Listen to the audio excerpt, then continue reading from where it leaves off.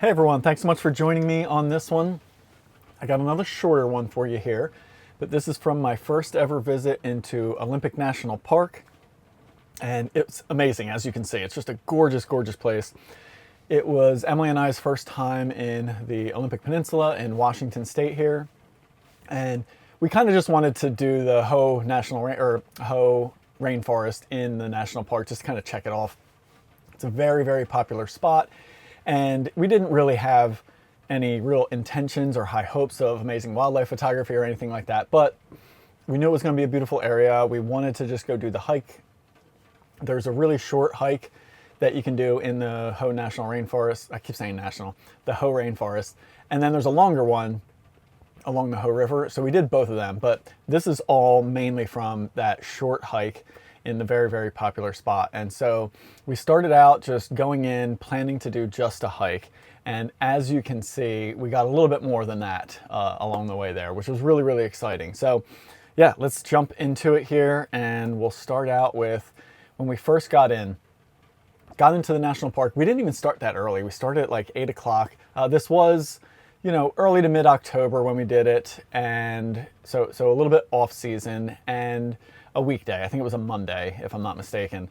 And so we went in, and right after we got through the entrance, we're driving down the road and we see this. So first things first, to me, I had no idea elk could be found in the temperate rainforest like this. I thought they were all a little bit more, just not in this habitat, in more open fields, and just maybe, I don't know about higher, I guess I didn't think higher elevation, but I don't know, I've just never seen them in this habitat, and I guess I've never really seen photos of them in this habitat. So it was kind of surprising when we were driving in and we saw them there. And thankfully, like I said, it wasn't busy. So we were able to pull the car up right alongside of them there. They were super chill, didn't move at all. And then this guy right here was the one bull. So we pulled up right next to him. I think there was a second one that was a little bit smaller. And then proceeded to get these opportunities. So we first pull up, I'll say this, we first pull up and put the car in park, the van, I should say, and then immediately just run into the back here. All the gear is stored right up here. And so just ran there and grabbed it. And Emily, I'm yelling up to her, I'm like, what do you want to shoot? And she's like, the 135. So I grabbed that. I'm like, I'll grab the 24 to 70 for you as well, because I kind of thought like it was wider and she might want that. So I grabbed that. I grabbed the 24 to 120 for me. I knew that's what I wanted to shoot and throw it on. I don't even think it was on a camera, so I throw it on a camera, get her some lenses and camera, and then we're scrambling to do all this, just shooting through the window. That's all we did. So we pulled up right along, let's see, let me show you guys here. We pulled up right in here, just put the window down, started shooting out like that. So scrambled to get all of our gear, get that together and start shooting. And yeah, here you go. You can see I was shooting the 24 to 120, and this one was at 44 millimeter, and then got this one, which I'm really, really happy with. Kind of turned back a little bit, and I did a little bit more editing on this one. But look at this habitat. I mean, it's stunning. It was like, of course I want to show this habitat off. Then I decided I wanted to try and move back to the van door and shoot out the van door. And it's a long story to explain, but annoyingly, when you open the side door when the van is running, when the engine's running, there's an automatic step that comes out, and it also triggers an alarm, like this beeping, this horrible beeping noise that goes off inside the van. So in the craziness of everything, I hit the button to slide the power door, the side door open. The beeping goes off immediately, and we're like, oh no. So just scramble to then turn the van off, the engine, so that stops. And then in the meantime, I had kind of spooked this guy a little bit. And in fact, I think this is after that, because he was closer in some photos, and then all he did was take like a few steps away from the sound of the van opening and probably that beeping noise. But he went right back to grazing. Like, he was startled in a moment, but really unfazed overall, thankfully. So he ended up staying there. So anyway, get some of those shots, and then he starts coming in behind us. We get this side door closed, get the step back in, the sound goes away, and then I'm just looking in the rear view and see that there's a car that pulled up behind us, but the rest of the female herd had kind of gone into there, and they stopped. That car stopped back there. So I had some space to back up, to kind of line back up with this guy. So here's where I started with this. This to me was the best spot that he stopped in along the side of the road here. And so I started this shot vertical, thinking like, just like this previous shot, like see all the trees above here and everything like that. So there's sort of a tallness to it all here, like the scene and what I wanted to include. We got these trees kind of overhanging with moss and stuff like that. So I was thinking vertical is the way to go. And for these first two shots, it was, I think, because the horizontal just showed more of this stuff, less of all this mossy goodness. So cut to this scene where you come out next to this fern in this lush mossy area, and I'm still shooting vertical, but I didn't notice it in the moment, but I was aware of the sky up there. I certainly knew I had some of the white sky up there, but I'm like, it's just the white sky, it won't be that big a deal. But it turns out when I look at this photo in the in Lightroom here, like after the fact, when I'm not in the moment and really take it in, to me it's just too white up there. There's just too much. Like if I look at this photo, the elk stands out enough, but my eye just keeps getting yanked up there. It's just too much. So thankfully I noticed it enough, and just generally how I shoot, I play with composition a lot when I'm shooting, even in these short moments. And so the next, I took a few like this and then went horizontal. And this to me is the shot. And let me take the settings off there for you, just so you can see, like, this to me is the scene. This is how I should have shot all of this composition. The elk is the main subject there, right next to the fern. The sort of hump sort of leads up over to here. Then we get these big, bold, moss-covered trees, but they're dark, they're not distracting. We're still getting a little sky through, but nowhere near the amount that we get here when I goes vertical. And if I'm not mistaken, both of these were at 24 millimeter, 24 millimeter. So I didn't change anything there. The only problem here is I got this composition and I was waiting and waiting, and all I wanted was him to pick his head up, but he was just grazing, which is a wonderful thing because obviously, and let me just show you this without my picture on the screen here, just so you can kind of appreciate it fully without me there. All I wanted was him to pick his head up and give me eye contact, but it was, in the end, it was really nice that he was unfazed by us and just grazing and doing his thing. So that's a really good thing in the end. But man, like I would have liked to have had both, but he didn't do it. He did not pick his head up enough for me to get that. And then I started playing with other compositions, which I ended up deleting. I had some where I put him on the left side and then actually, more space over here, but the vegetation and habitat over there wasn't quite as good, so I've already since deleted those photos. But anyway, that was our drive in, like less than 5 minutes in the park. We have that encounter and we're both already on a high for wildlife. Like, that was incredible. We had, number one, didn't know the elk hung out in habitats like that. Number two, didn't really expect to see elk at all in this park, or at least that part of the park, or I would say the park at all. I just wasn't on my radar to see and photograph elk. And number two, we didn't even have our cameras out and ready. Like, we weren't anticipating anything on the way in. So again, just another example of the beauty of living in the van, having all of our gear with us all the time. And so when opportunities like this come up when we're driving, we always at least have the chance, if there's a place to pull over safely, we always have the chance to just grab the gear and start shooting either from the van or hopping out. We didn't hop out in this circumstance. There was two reasons. Number one, there was a car behind us. I didn't know how soon they were going to move. But number two, they're really big elk. They seem super chill, but I hadn't worked with them. I hadn't approached them myself on foot, so I didn't really feel safe just hopping out. And also I didn't want to just scare them off, by just like jumping out of the van. And as you see, we didn't need to, So that's the other thing, is like we just really were able to get some really great shots. I got these handful of images right here just from shooting right out the window there. So really happy with that. So anyway, on the way, we finally get into the park, just start shooting some scenery along the way and stuff like that. And then we do this trail in the Ho rainforest there. This, I think it's called Trail of Mosses or something like that. And you can see why. Here's just a couple of phone shot behind the scene things here. There's me actually shooting out in the rainforest. And then I'll show you a couple of videos here. Let me just get rid of myself so you can enjoy these. This is just some little behind the scenes stuff, just kind of showing off the scenery and habitat there. Like you can see, it's just incredible. And then when this is done, I'll show you the next video that was right where we photographed our next subject. And you'll be able to probably hear, I mean, look at that, guys. Like the moss is insane. So here's the next video, and we walked into this area, and I think Emily may have shot this video. I can't remember who shot this video, but we shot this video, and give a listen here. I'll shut up and let you hear it as I play it.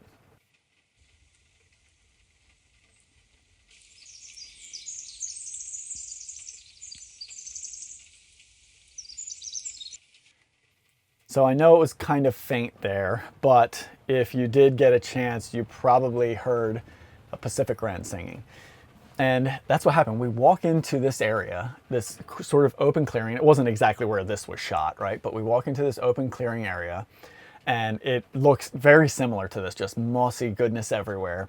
And out of nowhere, this Pacific wren just starts screaming, singing at the top of his lungs.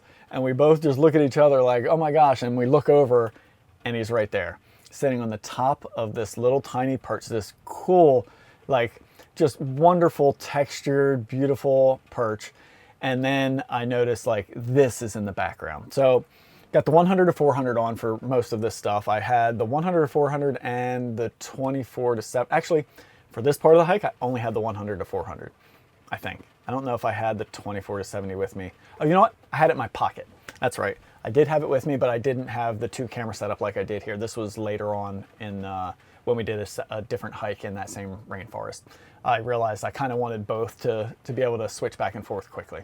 So anyway, 100 to 400 on for most of this, and just really started playing. And for me, of course, as soon as possible, I'm trying to get close to that 100 millimeter mark, but I realized like this wren is tiny and he wasn't that close, so 290 here did the trick. And the important thing for me here was really to play with the composition and the placement. I wanted to show off that rainforest in the back, but it was key for me to find places like this to put them in, because, you know, if I got them right in here or in this mess, or, you know, if I go back over here, if I have this line coming through or this line coming through, it's not going to frame him. And so like when I shoot stuff like this, that is always what I'm looking for. I'm looking for the natural framing in the background, and the small and frame shots.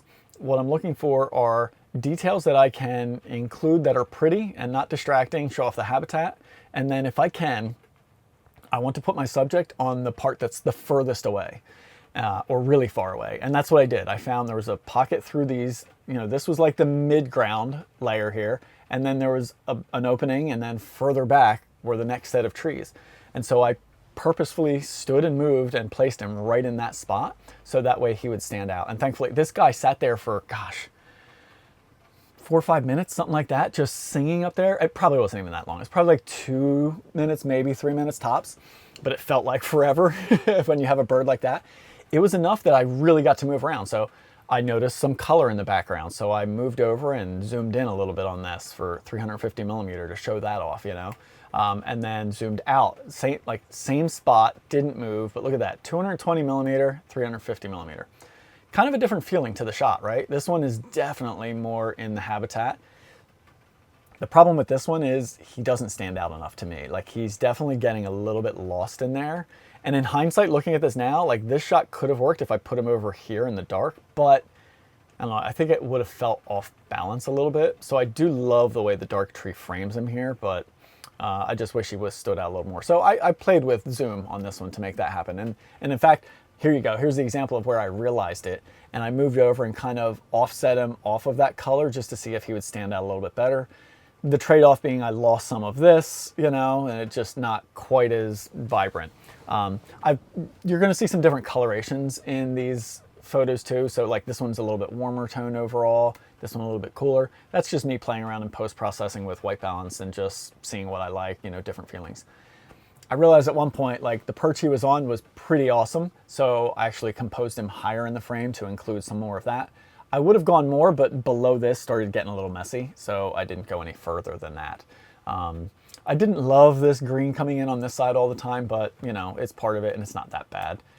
Anyway, went with some almost 400 millimeter shots, you know, zooming in pretty far here, trying to get a little bit more clean shot of the bird with just some fun textures and patterns in the background. Then he posed like this at 400 millimeter, which was really good. I got him like up and alert, posed, and just doing like that classic silly wren thing. They're so goofy. I love them. And then I was able to completely move around and shoot from another side. So, you know, the first shot here, if I go back, you can see. This shot here, I was on a path, you know, shooting in one direction, and like if I was shooting this way, I was able to move around the path all the way over to here and shoot this way into another set of green trees, which is what gave me this shot here. And so again, I was able to play with some mossy lines and trees and stuff like that, and just trying to find some interesting placements for him and all that. So, but he just stayed up there this whole time. It was amazing. Then I saw this tree and tried to put him in the brighter spot there, then got him facing out. This was the way I really wanted it composed, because like, I don't know, there's something about like the bows of these trees, these pine trees and evergreens, when they kind of stand out like that, I always sort of would prefer, I don't know, I feel like there's a direction of like the branches pointing out. And so I always prefer when the subject faces that way. So that's what I got here, right? The subject is facing out that way. It just feels to kind of flow better to me, but there is something I like about this shot too, which is obviously why I kept it. Anyway, just playing with all these compositions, getting down into that 200mm range for these. I tried some zoomed out even more, but it was just too tiny and everything got too messy, and my background wasn't far enough away for that to really work, being at 100mm. So, you know, you find the focal length that works really good for that. Then we moved on from that bird, walked down the path a little bit, because he ended up just dropping down eventually and kind of just disappeared. And then we found another one along the way. And this guy was really friendly, in a little bit closer, habitat a little bit more messy, not really conducive to zooming out. So I stayed tight on these. Got him here. He moved away a little bit, then came back in. And so yeah, this was 190mm. So I guess he was close enough that I could zoom out a little bit just to try and show off all this habitat. But I ended up zooming in pretty tight for some of these shots, because I just noticed not a lot of background separation. And there was something really I liked about the tightness of this, you know, so getting in here close with these leaves, and like this is one of my favorites. It's just the colors here. And again, let me take the settings off and get myself off of here so you guys can really just enjoy that classic wren pose. I loved the colors, just absolutely love the colors of fall here. He's just showing so nicely. And then I noticed this fern off to the left-hand side, so I was able to move into place and then wait for him to pose out that way and use it as some foreground texture there. Zoomed out a little bit more and just tried to play with the texture in a different way, letting it lead into him. And yeah, it was just really, really fun. Having a lot of fun playing with this bird in this spot here. I think all those I'll just go back. So most of these tight ones are 400 and then out to 280mm. He leaves, same spot, we hadn't barely moved. This squirrel shows up. In fact, the squirrel showed up and popped him off of like this perch that we were shooting. Like the squirrel just came through. So switch over and start shooting the squirrel. He's super cute, so why not, right? Oh, let me let this render, it's not sharp yet. But he went up on top of this mossy, you know, little perch, had the ferns framing him. Hopefully this clears up in a second. I don't know why Lightroom's being so slow. There we go. There's the actual image sharp. Trust me, I wasn't that bad with my focus. And then he picked up this little pine cone and started eating it. So shot some of this. I got some video of that too, which I don't have loaded up because I haven't really gone through it yet, but really cool. Again, you know, as I usually do, started out in the open, just getting clear shots, had the little leaf sort of umbrella coming in over there. But then immediately once I got that shot, move in, try and find some foreground, which I was easily able to do, and use that for some framing, a little bit more depth, cool textures, stuff like that. And then played around with the vertical and horizontal on that. But the colors were so vivid. And here's a shot with just the 24 to 120. I was thinking like, this was where that wren was perched, and I was hoping he would come back once I had switched the lens to the wider and been able to shoot him in there, because imagine that. I'd have to get closer though, because if I shot this with that wren, he'd be still kind of tiny and hard to stand out, but man, it would have been amazing. It never happened, but hey, you can't win them all, right? And then on our way out, another example of a bird I never expected to see out there. I really just never did. It was completely surprised. This river that you'll see in a second here is beautiful green, all this green vegetation in the water and everything, and it's flowing. So I start to shoot a video of it, just a little clip for me and Emily to keep, of just the vegetation in the water just kind of flowing in the stream. So I hit record there, and we're standing on this bridge over this little river. And Emily's standing next to me, and all of a sudden we hear this super fast wing flap, and we both, out of the corner of our eye, see this bird, and Emily almost had to duck. And it flies almost right over her head, and then we see it splash down in this water right here. this water, he splashes, actually on this side of the log, splashes down in that. And then immediately I'm like, oh crap, an American dipper. Like, how amazing. It was so cool. Like, I've seen them in a bunch of places in the past, and I've recently targeted trying to go out and get them, but it's always in like quick moving, open, stony, rocky rivers, no vegetation around, that kind of thing. So I just was never expecting to see one in here, but it makes perfect sense. It's still a running river, probably plenty of aquatic invertebrates and insects and things for this bird to eat there. So anyway, I just, again, never expected it, never thought I was going to photograph an American dipper in like a lush green temperate rainforest, but here we were. So had the 100 400 on for this, and then just waited around. Like, nothing really we could do. There was no easy way to get low.